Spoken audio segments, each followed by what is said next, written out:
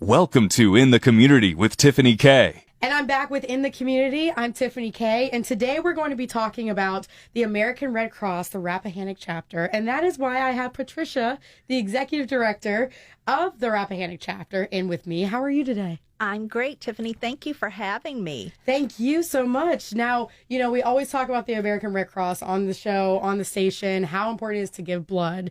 But some people may not know there is a local chapter. There's a local chapter wherever you go, right? Yes, indeed. So what type of services does our local Rappahannock Area Red Cross chapter provide? Great. Thank you for asking. And I like to point out that not all heroes wear capes. Yes. And when I think about the power of the volunteers with our Rappahannock chapter of the American Red Cross, they are heroes. Individuals, every 8 minutes, someone needs the services of Red Cross. Wow. And services that include, you mentioned earlier, blood. And I think that's the most well-known service of Red Cross. You see the commercials, you hear about blood donation centers and blood drives, but what people might not be as familiar with is the humanitarian services that we provide. We have disaster relief services. We have volunteers who work with our local enlisted service members and veterans of the service or the military services. Thank you. It's all good. Yes, and we work with the families as well.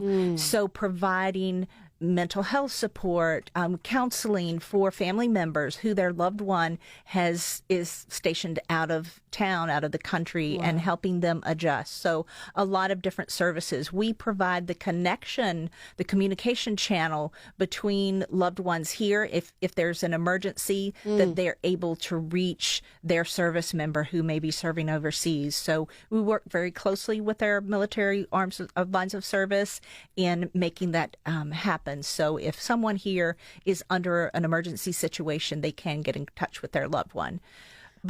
Interesting. I was about to say, I just didn't know that. Yes. Because you always wonder, how does that happen? It is a channel provided through the American Red Cross. So we're very happy to do that and provide that service.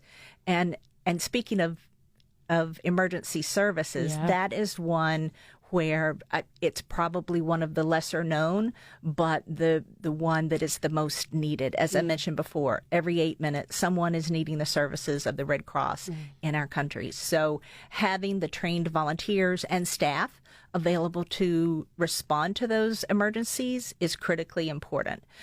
So recruiting volunteers is a full-time job for me. Sure. It's one of those things that I'm very passionate about, introducing people to the Red Cross.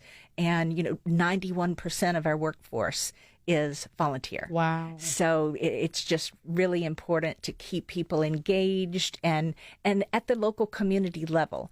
I think people do see the Red Cross vehicles as they're driving up to hurricanes and wildfires and those emergencies that are getting national recognition. Yes.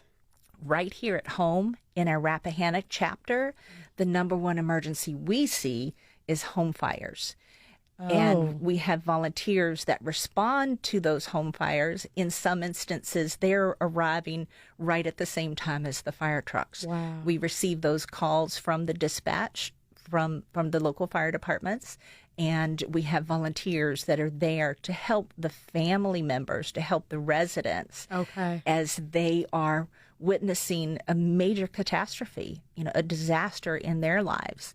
And we're able to provide assistance to them, financial assistance, so they can find a place to shelter for that evening, to buy food, perhaps replace some clothing. We work with a volunteer medical team to help them replace their prescription medications who may have been destroyed, medical devices. If a fire happened in the middle of the night and you're rushing to get out, you might not think to grab everything, or you might not have time to grab those things. So getting out quickly is the most important thing. And so we're very happy to have volunteers that are able to provide that service. And sometimes just a shoulder and someone to lean on. It's very emotional time, and our volunteers are also trained to help with coping skills for individuals who are suffering a crisis such as that. I will say I did not know that. I did not know that the local chapter does help with those things that you don't think of when a fire is happening. You know, you see a house fire and that's the main thing. You're seeing everything. You want to get everybody out safe. You're seeing kind of your life crumble. But you don't think about those little things, the prescriptions, the medical things you need, you know, everything you left behind. And exactly. You know. And to be a Red Crosser, you are not a Red Crosser if you don't have at least 2 Red Cross blankets and some bottled water in the back of your vehicle, because those are the types of things that, you know, put a blanket over someone's shoulder. It's just little things such as that can be so comforting. And it doesn't end there. We do follow-up casework with those individuals to make sure they're connecting to appropriate resources. Okay. All too often, we see individuals suffering home fires that may be on, you know, living day to day financially, and a catastrophe such as that is just something so hard to come back from. So helping them connect to other resources in the community, we have a long list of wonderful partners, both nonprofit and businesses in the community, who are willing, able, and ready to step up to assist.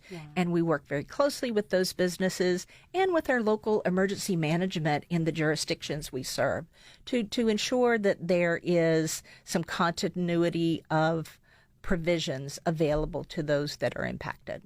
And I will say, once again, it shows the uniqueness of a local chapter. Yes. You know, it goes beyond just one. As you said, I mean, we all admit it. When you hear Red Cross, you think blood drives, or you think hurricanes, or, you know, those big disasters. You don't think a local area. Sure. So it's important to get that message out and that word out that you are there to help. And speaking of which, you know, you're talking about having the blankets and the water bottles in the back of the car. And now I would say you're ready for any disaster. What does it mean to be Red Cross ready? Is that exactly what it means? That is one of the very many things that it means to be Red Cross ready. We provide services to our community. We like to, you know, help people prepare for, respond to, and recover from disasters.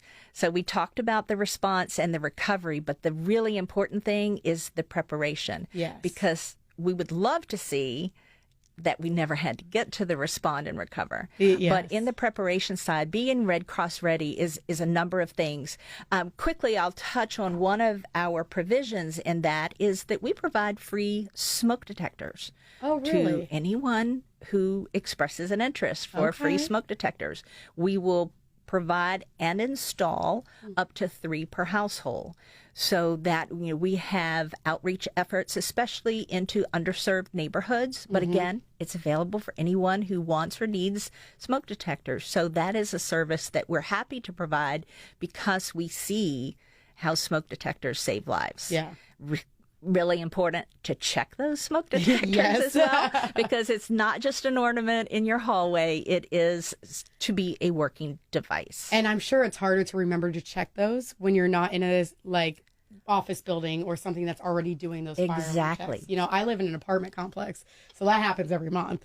But I'm sure, like, living in my own house, I'd be like, oh, I forgot to check that this month. Well, and when we talk about Red Cross Ready, and we do presentations, free presentations to community groups, schools, we have curriculum that is designed for different age groups so that it's engaging all the way from kindergarten to elder care centers, what have you. We try to design the presentation to be appropriate to the audience. And one of the things that we talk about is the smoke detectors and how to prepare in case of an emergency. When one plays an instrument, they have to practice to be good at it. When you play a sport, you have to practice to be good at it.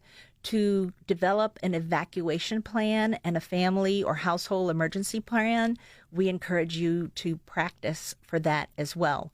So especially with the school groups, when we get the kids on board, they are much more likely to get the parents on board. Oh, I'm sure. So we make it fun and challenging and give take-home items for them to go back to their household and talk with the grown-ups about what is our evacuation plan. Draw a schematic of your house. What is the number one preferred route to take, you know, the front door, the kitchen door, what have you. But we also take props with us, like a piece of wood with a doorknob attached, how to touch the door to see if the door is hot. You wouldn't want to put your hand on a hot metal doorknob if there's fire on the other side of the door. So then what's your plan B for evacuation? How would you get out quickly? Teaching the children how to test the smoke detectors and encouraging them to do this monthly, not just when the time changes or what have you, but to test it monthly and practice your evacuation plan. Developing a meetup spot. Once you exit the home, where will you go? You know, are you going to meet at the tree on the corner, across the road at the neighbor's house? Making sure, especially that young children know that it's important to get out, stay out, and call 911. Go to that meetup spot and wait for your grown-up. It's really hard, and I've had this happen doing presentations to young children's group. Well, what about my pet? You know, I want to go back and get my cat. So we encourage everyone to get out, stay out, and call 911 to be safe, especially the younger ones. And typically in a house fire, you have 2 minutes. Wow, only That's 2 minutes. Only 2 minutes. You don't have time, in most cases, you don't have time to evacuate as you may would when we're doing presentations about floods or hurricanes. So home fires, that's that one. You just go. You don't worry about what to grab. You just get out. It's unpredictable. It is unpredictable. And that puts it into perspective. I've never heard that. You have 2 minutes in a house fire to get out. That definitely puts it into perspective. But I do want to go back for a second because you were talking about pets. And that's another member of our families. You know, we all want to grab our pets to get them out of there. But in that case, I'm sure you all have a pet emergency kit. We do. And that kind of gets us into, if it's okay, I'm one more follow up on the fire, and then we're going to talk about flooding, because that is the number 2 in our Virginia region. Flooding is another disaster that we deal with quite frequently, but in the fire, especially with the children, but this is anyone of all ages, we teach them the slogan, get low and go. So smoke rises, so want to get to the lowest point of the floor as you're escaping, especially if your home is filling with smoke. So these are the things, and again, we have fun activities and take homes that we give to the kids when we present at schools. So if any of your listeners are teachers, daycare workers, what have you, please invite us in to give these presentations to school groups, because if we can catch them young, we think we can instill the importance of that practice. And not only that, I will say on that topic, I've said it before, having teachers in schools and everything. When you teach it to kids, the number one thing they want to do is go to their parents and share exactly what they learned. Yes. Because it also gives them a step up of like, I know this, before you. So and it's a great way to get that. We have found that works really well, but we're happy to come into businesses, church groups, civic organizations, what have you, and talk about the different ways to prepare. And that will lead us into talking about floods. I mean, when we think about the Virginia region, the natural disasters that we deal with outside of home fires, which is more of an immediate emergency, we talk about hurricanes, flash floods, some of the recent rains that we have had. It might be very dry leading up to it, and then we get inches upon inches of rain that creates runoff, so low-lying areas tend to flood, and how to prepare for a flood. Oftentimes with flooding, we're fortunate to have a flood watch and a warning. We use that watch time as a time to prepare.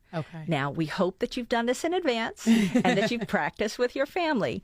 But those kits, like the emergency kit, you had asked about pets specifically. If you are needing to evacuate with your animal, then know that you have the things that they would need. In our shelters, we do allow household pets, but they have to have leashes, leads, have their paper. If you can, have the paperwork with you. I know sometimes emergencies happen and you won't have that, Right. but it's a good to have. And make sure when you're planning for your household emergency, you factor your animals in for provision of water and for food. Yep. If you know you'll be sheltering in place during a large power outage, and like me, I'm on a well. So when my power's out, my pump doesn't work. Yeah. So making sure that I have enough water for my animals in addition to my family members. So, And I know that happened 2 years ago, I think, when the big snowstorm happened and people were out of power. oh my gosh, yes. For a while, even, my boyfriend brought it up. He had to stay shelter in place, or he Right. was going to, and then he had no water, he had no heat, he had nothing of that. So having those items, having that emergency kit available where you have enough food and water for at least 3 days, and thinking about what type of food. You might not want to bring bananas. Right. But the type of food that you would have, is it something that is easy to open? Bringing a can of SpaghettiOs, if you don't have a can opener, might not help. So May not making open sure it. that the products you put into your emergency kit are things that you can access. Okay. The pop-top cans, or bring a can opener. Have a flashlight. Have backup batteries. Have some mode of communication. Radios. How many households nowadays, might not have a portable radio, Yep. but, having something like that available, because you might not have a cell tower that's operational. So your phones aren't working. Right. So having some type of communication, having your medications ready and available, and at minimum, having the list of medications that you're on, so that if you do need to evacuate someplace else and needed to have a prescription filled, you had the information you need to get that prescription. That's important to know, because I can't tell you the amount of times I've, been on some sort of medication, and you go to a doctor, they're like, well, what do you take? Or you go to urgent care, and I'm like, I how don't know many the name of it. how many milligrams? Ooh, Yeah, how many milligrams? Like, can't you look it up in my chart? If you can have those, and I think about it, because I'm not going to have that in a go bag at all times, because I need to take my medications. Right. But at least have that list, and have your medications stored in a place that you might be able to gather them quickly. Because again, this is different from the fire. Right. It's not 2 minutes. You do have a bit of a warning.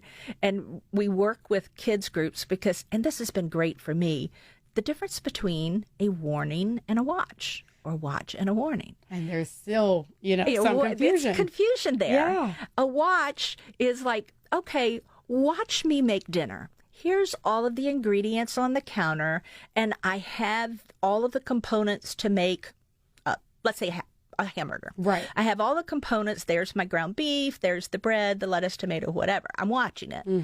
But once I put that hamburger together, it's cooked, it's ready to go, it becomes a warning. Here's the hamburger. That is a great metaphor to use for that. So we try to just make easy things like that. What's the difference? Because when there's a watch, you have time to pull your things together to get everything ready. But when it's a warning, you need to seek shelter, Right. Whatever the direction may be for that particular emergency. So again, back, with your kits, just making sure that you the number of people in your household, you're prepared for that. We also encourage you to have a communication plan. And maybe, if you don't have a laminator or whatever in your home, which I don't either, Right. write this stuff down and put it in a Ziploc bag. Oh, okay. And just have it available. I have so many friends and family that are stored in my phone. I don't know their phone numbers. Well, I've had that conversation So before. If you leave in an emergency, you don't have your phone, or your phone isn't charged, or the cell towers aren't working, Right. then what's the contact information for your family? How would you communicate with them? So, making sure you have that sense of community already established. You might want to collaborate with a neighbor. Or you mentioned living in an apartment building. Yeah. What would we do, neighbors, everyone on our floor, Yep. if there was a prediction for a storm coming through? How can we work together as our community, our community Yeah. of neighbors, to make this work? Yeah, and that's important to know, because a lot of times you don't know your neighbors anymore. unfortunately, the community aspect is not always there. So it's important to at least introduce yourself to your neighbors and have that support system as Absolutely. Absolutely. And I'm speaking with Patricia, the executive director for the Rappahannock Chapter of the American Red Cross. Now, how does the Rappahannock Chapter assist families after the disasters of a flooding or, certain things like that? Very similarly to the follow-up that we had with the fire. Okay. If someone is if their home is uninhabitable, providing that assistance, financial assistance, and then connecting to other resources that might be available. If it's more large scale, and the community has determined that it needs to open a shelter, then we have volunteers and staff that are trained to open a shelter. Specifically in the Fredericksburg community, we have trailers, the little pull behind storage trailers. We have them positioned around the community. We have cots, blankets, some of we call them heater meals, like the space food that you add water and it will heat up itself. It's pretty wild, and they're actually pretty tasty. Well, that's good. Yeah, to know. had one. And so we have supplies available. We work very closely, and I cannot say enough about our local fire rescue and emergency and departments of social services. We work together and conduct shelter drills frequently in our local jurisdictions, and we practice what would happen. How do you do the intake? Department of Health, Virginia Department of Health is another partner where they can have people on site for anyone who may need medical needs. We're more specialized in those cots and blankets, but we have local organizations who are willing to step up with food preparation. If it becomes a longer term shelter, you may have seen some of this on hurricane responses, for example.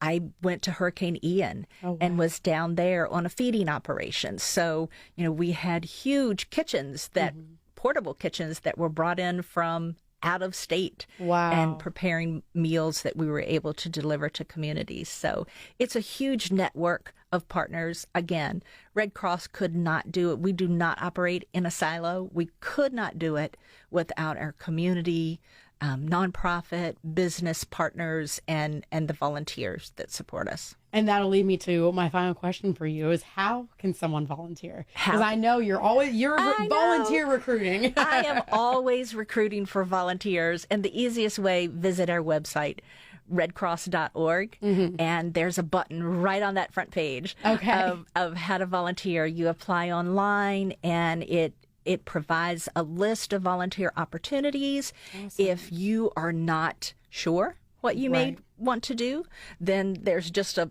plain apply here, and then we can talk you through what might suit your interests. Because again, the disaster action teams that go out and respond to those fires, that's 24/7. It's like having a job. You're on call. You take a shift and you're on call. There may not be any calls that night or day, but there may be. So you respond based on need. The sheltering volunteers, the opportunity to deploy to other areas, other states, and internationally, actually. Red Cross is in 141 different countries. So, there's plenty of opportunities to serve. Blood donor ambassadors at our blood drives. Very nice. Yes, they are amazing. My very first time donating blood, I was very nervous. As I think a lot of people are. Yes, I was nervous. And then afterwards, it was just like, I feel so silly that I waited this long to give blood. And now clockwork. Every 56 days, I'm in there giving blood. And the volunteers are amazing. They kind of almost hold your hand, so to speak, walk, depending on what your level of need may be. They are very responsive and very helpful. So it makes it a much more pleasant experience. But that feeling of, oh gosh, this wasn't bad at all. I'm just sorry I didn't do it sooner. Yeah. And honestly, a good thing to hear for those who do want to donate blood, are afraid of it. My dad's afraid of needles, but he has done that before, and he's like, oh, it's really not that bad. And I've never really been afraid of needles. I get my flu shots and, that sort of thing. And I just don't know why. Yeah. It was one of those silly things that I just never took the step to do it. Yep. But once I did, but back to your question about for people to get involved. Yeah. Our donors are amazing. Our volunteers are amazing, but we also rely on the financial support of our community. There are national sponsors as well, but giving on the local level really helps your local chapter. Right. So that is really important to get that financial help. And again, redcross.org, redcross.org, and the donation button is on that first page as well.